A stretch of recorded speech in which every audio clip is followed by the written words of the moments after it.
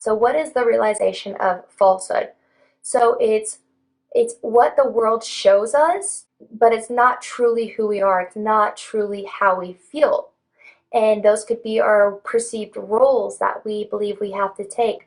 Those could be our beliefs that we believe that we have about ourselves and our inner self and who we are as a person. So this is an example for me is I had the role or the perception of the belief that I'm a nurse. But do I truly believe that I'm a nurse? Does that really fit who I am inside? No, it doesn't. For some people it may, okay? But for me it doesn't because I've dove down. Instead, I recognize myself as a healer on mental, emotional, physical, spiritual, okay? So that role I had as a nurse, that was what other people wanted me to be. That's what I thought I had to be. But is that the role that is truly of my highest benefit? No. What we want to get to is a place of not knowing who we are. We want to get to a place of not knowing who we are. This is when the magic happens. And it sounds scary as hell, right? Like, what do you mean I'm not this? What do you mean I'm not that? We want to shake it all off and not know who we are. So what happens at this point? And this doesn't have to be all at once, okay? Because that could seem really scary.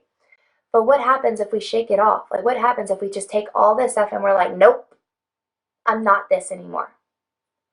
That is when we have the space. That is when we have the opportunity to dive into ourselves to see who we are, who we truly are.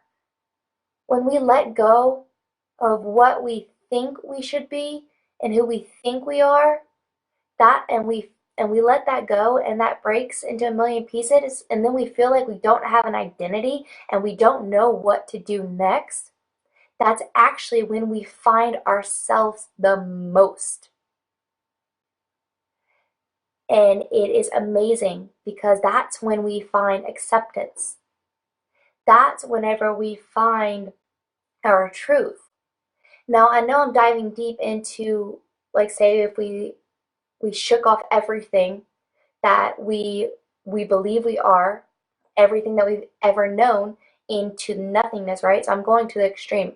And again, it doesn't have to be the extreme, but to begin shaking our insides and letting things fall off that we're not.